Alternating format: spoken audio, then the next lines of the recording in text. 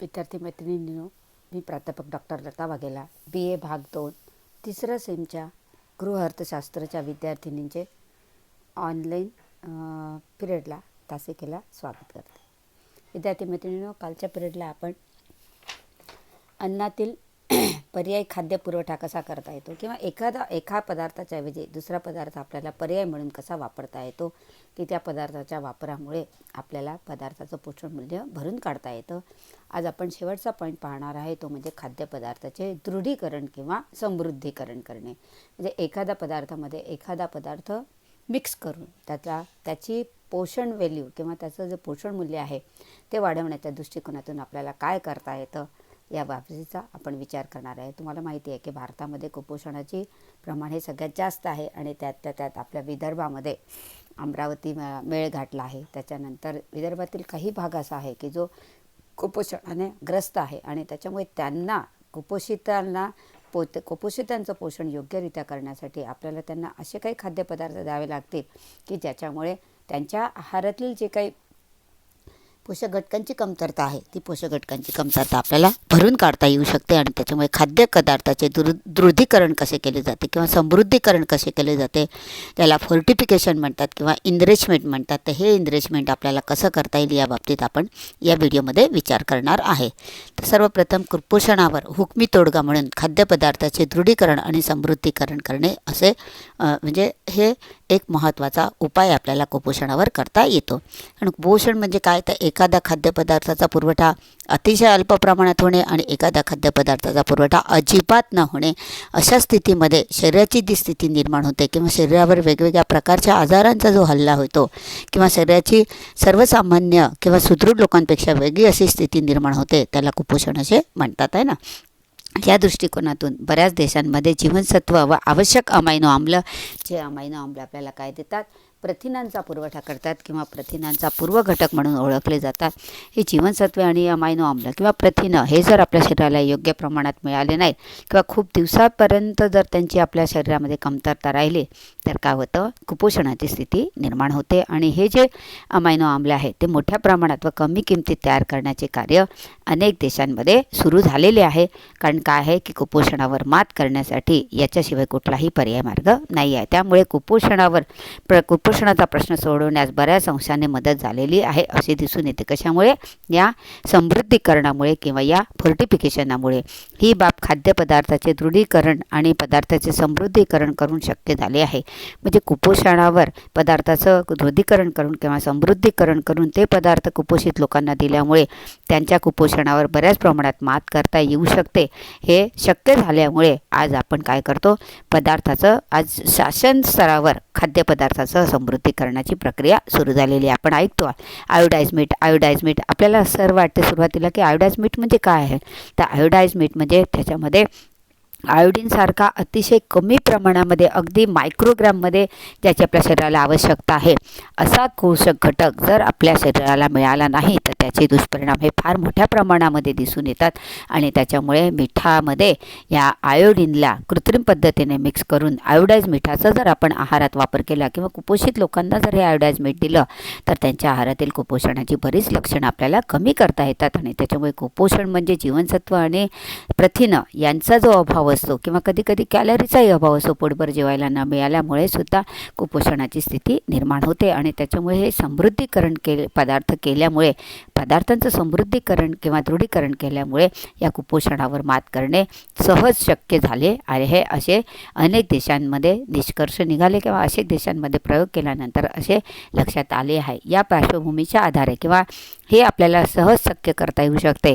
या पार्श्वभूमीच्या आधारे दृढीकरण आणि समृद्धीकरण म्हणजे काय हे आपल्याला आधी समजून घ्यावं लागेल. आणि हे जर आपल्याला समजलं तर या पदार्थांचं समृद्धीकरण, कोणत्या पदार्थाचं आपण समृद्धीकरण करू शकतो, त्याच्यामध्ये कोणते पदार्थ ॲड करू शकतो याबाबत आपल्याला थोडीशी सविस्तर स्पष्ट अशी कल्पना येऊ शकते. आणि त्याच्यामुळे दृढीकरण आणि समृद्धीकरण हे दोन्ही जरी ऐकून सारख्या वाटत असलेल्या गोष्टी असल्या तरीही या दोन्ही प्रक्रियांमध्ये तफावत आहे. ही तफावत आपल्याला पाहता येईल.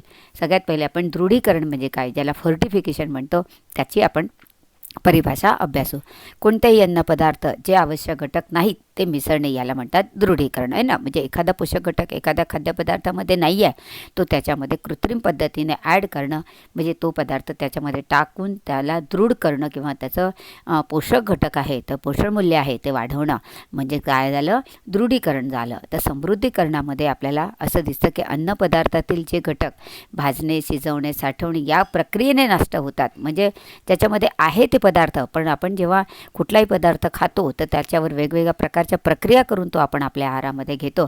तर या प्रक्रिया करण्यामध्ये तो काय होतो, नष्ट होऊन जातो आणि म्हणून ते घटक त्यात मिसळून खाद्यपदार्थात त्याचे प्रमाण आहे तेवढेच करणे, म्हणजे त्याला समृद्ध करणे. म्हणजे जो पदार्थ नैसर्गिक दृष्टिकोनातून त्याच्यामध्ये होता, परंतु त्याच्यावर वेगवेगळ्या ज्या प्रक्रिया केल्या जातात किंवा वेगवेगळ्या काय म्हणतात प्रक्रियांचा वापर करून तो पदार्थ खाद्यपदार्थासाठी खाण्यासाठी वापरला जातो, या प्रक्रियांमध्ये त्याच्यातले बरेचसे पोषक घटक नाहीसे होतात आणि त्याच्यामुळे ते पोषक घटक त्याच्यामध्ये कृत्रिम पद्धतीने ॲड करले जातात किंवा मिसळले जातात. याला म्हणतात समृद्धीकरण. म्हणजे दृढीकरण म्हणजे एखादा पदार्थ नाही आहे तो त्याच्यामध्ये मिक्स करणं म्हणजे दृढीकरण, आणि समृद्धीकरण म्हणजे जो ऑलरेडी आहे परंतु तो काही प्रक्रियांमध्ये नाश झालेला आहे तर तो त्याच्यामध्ये पुन्हा कृत्रिम पद्धतीने ॲड करणं, म्हणजे त्याला समृद्धीकरण करणे असे म्हणतात. विद्यार्थी मैत्रिणींनो, हे लक्षात घ्या की दोन्हींमध्ये पोषक घटकांची काय केलेली आहे, कृत्रिम पद्धतीने पूर्तता केलेली आहे. एका ठिकाणी नसलेला टाकलेला आहे आणि एका ठिकाणी असलेला परंतु जो नाश पावलेला आहे तो त्याच्यामध्ये पुन्हा टाकलेला आहे. तर अशा प्रकारे दृढीकरण आणि समृद्धीकरण या दोन्हींचा प्रमुख हेतू कसा आहे, सारखा आहे की शरीराला काय मिळालं पाहिजे, सगळे पोषक घटक शरीराला पुरायला पाहिजे किंवा मिळायला पाहिजे, आणि शरीराला तो म्हणजे शरीर स्वास्थ्यासाठी अन्नाचा दर्जा उंचावणे होय आहे ना. म्हणजे शरीराच्या आरोग्यासाठी जो अन्नाचा दर्जा पाहिजे आहे जो कमी झालेला आहे तर तो दर्जा उंचावणे हा दृढीकरण आणि समृद्धीकरण दोन्ही मागचा एक महत्त्वपूर्ण हेतू लक्षात येतो. आणि त्याच्यामुळे या दोन्हीचा हेतू एक असल्यामुळे दोन्हींमुळे आपण कुपोषणावर काय करू शकतो, मात करू शकतो. हे अनेक देशांमध्ये झालेल्या वेगवेगळ्या संशोधनानुसार संशोधनातून लक्षात आल्यामुळे आज आपण काय म्हणतात अन्नाचा पोषण दर्जा वाढवण्याच्या दृष्टिकोनातून या दोन्ही प्रक्रिया शासकीय स्तरावर होताना आपल्याला दिसून येतात. आता आपण पाहूया अन्नातील विशेष घटकांचे प्रमाण वाढवण्याचा उद्देश काय आहे ना, काय कशामुळे ते नष्ट होतात आणि तो वाढवण्यामागचा उद्देश काय आहे, कोणत्या रोगांवर आपण त्याच्यावर मात करू शकतो किंवा ते वाढवल्यामुळे आपल्या मनुष्याच्या जीवनाला किंवा मनुष्याच्या आरोग्यावर त्याचा काय परिणाम होतो किंवा कुठले फायदे होतात हे आपल्याला त्याचे उद्देश जाणल्याशिवाय आपल्याला लक्षात येणार नाही. खाद्यपदार्थातील पोषक तत्वांचा नाश अनेक प्रक्रियेत काही अंशाने होत असतो. जसे धान्य वाळविले जातात, साठवले जातात, पीठ गिरणीतून ते काढले जातात, भाजणे, शिजवणे अशा अनेक प्रक्रिया खाद्यपदार्थांवर केल्या जातात. आणि अशा प्रकारे त्याचा काय होतात की या सगळ्या प्रक्रियांमुळे काही खाद्यपदार्थ असे आहे, काही पोषक घटक असे आहे की जे काय होतात त्वरित नाश होतात. तर अशा प्रकारे हा जो होणारा नाश आहे होणारा नाश योग्य साठवण्याच्या आणि शिजवण्याच्या पद्धतीचा उपयोग करून थोड्या प्रमाणात कमी केला जातो. म्हणजे आपल्या ज्या वेगवेगळ्या प्रक्रिया आपण वर पाहिल्या त्या प्रक्रिया आपल्याला अशा प्रकारे करायच्या आहे की जेणेकरून त्यातील पोषक घटकांची नाश आपल्याला कमी करता येईल किंवा त्याचं जे प्रमाण आहे नाश होण्याचं ते प्रमाण आपल्याला कमी करता येईल. विद्यार्थी मैत्रिणींनो, मी तुम्हाला नेहमी सांगते की जीवनसत्व क हा त्वरित नाश पावणारा जीवनसत्व आहे आणि त्याच्यामुळे ते सगळ्याच प्रकारचं शिजणं, भाजणं, सूर्यप्रकाशन इव्हन उघड्यावर जरी तुमचा जीवनसत्व क युक्त पदार्थ राहिला तरी त्याचं प्राणवायूची प्रक्रिया होऊन त्याचं प्राणिदीभवन होऊन तो जीवनसत्व क हे त्या पदार्थातून बाहेर पडतं. तर त्यामुळे असे अनेक पोषक घटक आहे की जे त्वरित नाश पावणारे आहे. मग अशा त्वरित नाश पावणारे किंवा काही वेगवेगळ्या प्रक्रियेने नाश पावणारे जे घटक आहे तर त्यांचं आपल्याला त्या खाद्यपदार्थांमध्ये त्याला टिकवून ठेवायचं आहे, त्याचा साठा आहे तो वाढवायचा आहे.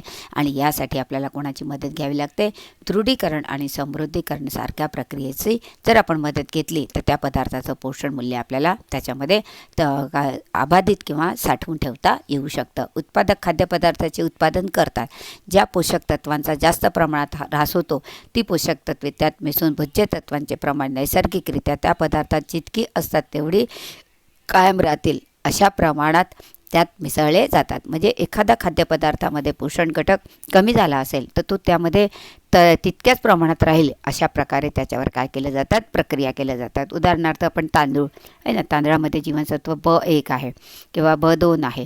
तर आपण जेव्हा तांदळावर पॉलिशिंगची प्रक्रिया करतो किंवा तांदूळ जेव्हा त्याच्यावरचं जे धान आहे, धानातून जेव्हा तांदूळ केला जातो, तर त्या तांदळाचा दाणा हा जाडसर असतो आहे ना, आणि त्याच्यामुळे त्याच्यावर प्रक्रिया करून त्याच्यावर वेगवेगळ्या प्रकारे पॉलिशिंग करून त्याला काय केलं जातं, अगदी गुळगुळीत सॉफ्ट असा, मऊ असा किंवा हाताला अगदी ज्याचा मुलायम स्पर्श होईल अशा प्रकारचा तांदूळ तयार केला जातो. आणि या तांदळामध्ये काय असतं, चांगल्या प्रकारचे म्हणजे जे काही आपल्या शरीराला आवश्यक असलेले पोषक घटक असतात ते त्याच्यामध्ये काय होतात, काही अंशाने नाश पावतात. आणि त्याच्यामुळे ते जे पोषक घटक असतात, जे नाश पावलेले घटक असतात, ते कृत्रिम पद्धतीने त्याच्यामध्ये ॲड करणे किंवा जे पोषक घटक त्याच्यामध्ये नाही आहे ते त्याच्यामध्ये ॲड करणे, आणि अशा प्रकारची प्रक्रिया केली जाते. ही प्रक्रिया शासकीय स्तरापर्यंत केली जाते.